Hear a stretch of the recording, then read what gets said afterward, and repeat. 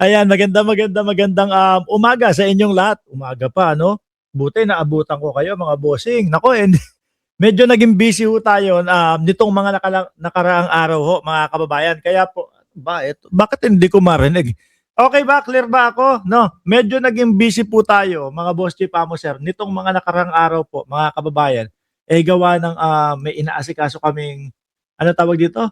Ah, transport show o yung show ng mga kotse, mga boss chief amo sir. Kaya po hindi tayo nakapag-live masyado nitong mga nakaraang araw ho, mga kababayan. Pero ganun pa man po, eto na, umpisa na ho natin, mga kababayan, mga boss chief amo sir.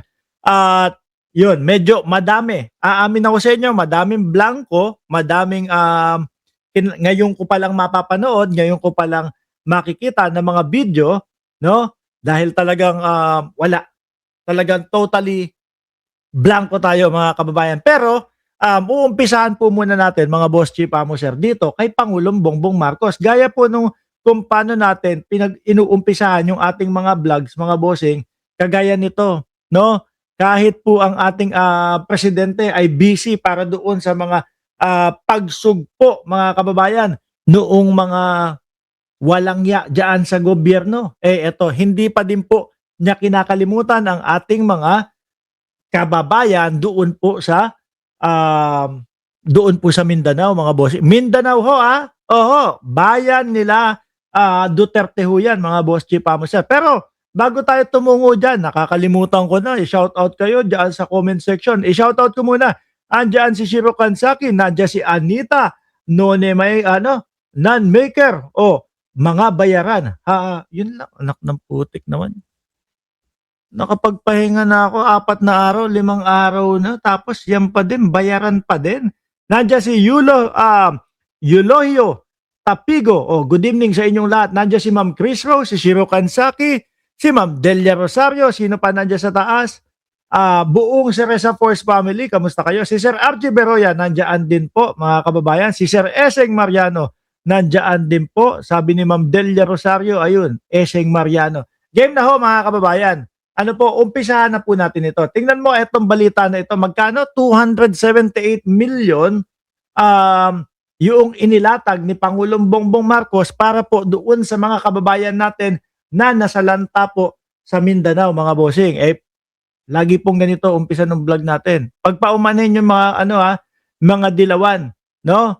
Pagpapaumanhin nyo mga dilawan, mga DDS, kung sa umpisa pa lang nung ating mga vlogs is nasasaktan na kayo. Game. 7.8 earthquake reported critical delivery problems due to damaged roads. Sandali, si Marcoleta agad yun nakita. Mamaya pa yun. Game.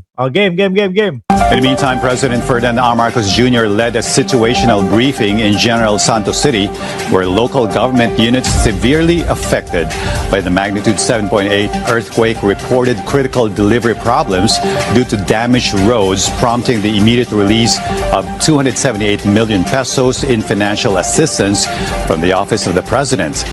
In the meantime, Turuin nyo po yun, mga kababayan. Di ba? Tapos ano po sasabihin ng mga DDS? Ano po ang sasabihin nung mga kampon ni Duterte? Ay nako, walang kwenta yang si Bongbong Marcos. Walang ginagawa yang si Bongbong Marcos. Pero ang katotohanan mga boss chief amo sir, eto, nagtatrabaho at lagi pong nakaalalay si Pangulong Bongbong Marcos sa ating mga kababayan. At hindi po ito namumulitika at hindi po yung hindi nyo ako ibinoto mga Duterte sinusuportahan ninyo o sige, hindi ko kayo tutulungan dyan. Hindi po ganun, mga boss chief amo sir. Ano po?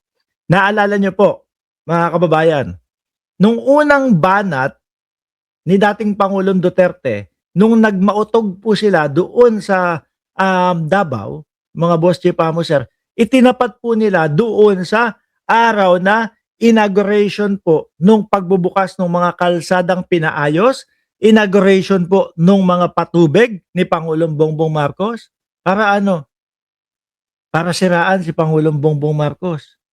Di ba? Yun po, Davao po mismo yun. Yun yung kauna-unahan na si Baste Duterte ay hindi naging masaya dahil maganda yung ginawa ng ating Pangulo. Hindi nga siya dumalo nun, di ho ba, mga kababayan?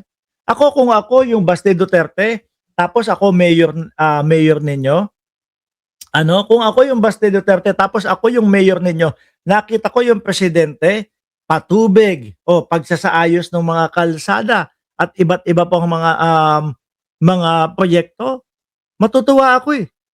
Di ba? Kahit sabihin mo kalabang ko sa politika, yang si Bongbong Marcos, matutuwa ako. Bakit po, mga kababayan? Kasi para sa kababayan ko o sa mamamayan ng Davao, yung ginawa ko o yung ginawa ng kalabang ko sa politika. Ano po ba ang itinakbo ng mga yan? No? Bakit po ba tumakbo yang mga yan sa politika, mga boss chief sir? Di ba ang lagi nilang sinasabi para sa kapanakanan ng kanilang mga mamamayan na nasasakupan. Pero hindi. Hindi sumipot si Baste Duterte noon. Ito po ay patunay, mga boss chief sir, na kahit po kayo nasa Mindanao, kahit po kayo taga Davao, aabutin kayo ng tulong, no? At hindi tayo pababayaan ng gobyerno ni Pangulong Bongbong Marcos. Ayan, grabe ho. Pero magkano ang inlilatag?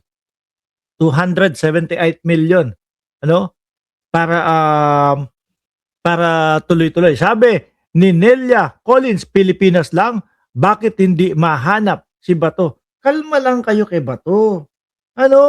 Si Bato nandiyan lang yan. Kung paano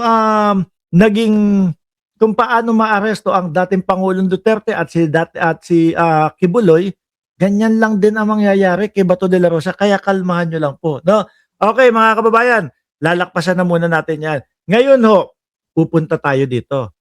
Balikan lang po natin yung mga nangyari na barilan, putukan doon po sa Senado. Ano po? Nako, yung aplaska ng mga DDS, mga bossing, mukhang mababaon ho. No? Yung aplaska ng mga DDS na nagmagaling, nagpaputok, ilan yung pinaputok? 27 paputok, mga boss chief sir. At sinasabi na iyon daw po ay warning shot. Mukhang maiipit si bossing dito. Pakinggan nyo po yung balita, mga kababayan. Under attack ang Senado noong May 13. Ano daw? Ulit. Hindi under attack ang Senado noong May 13. Hindi daw under attack ang Senado. Oh. Alan, Peter Cayetano. Unok ng putik na yun, nakakahiya ka dito, boss. Di ba? Naalala ko, bago tayo magpahinga, bago tayo mabisi, mga kababayan, si Alan Peter Cayetano, naalala ko yung itsura eh. Habang naka-live po talagang nakaganon pa, ito po na under attack na po kami, binabaril po kami, pinapaputukan po kami.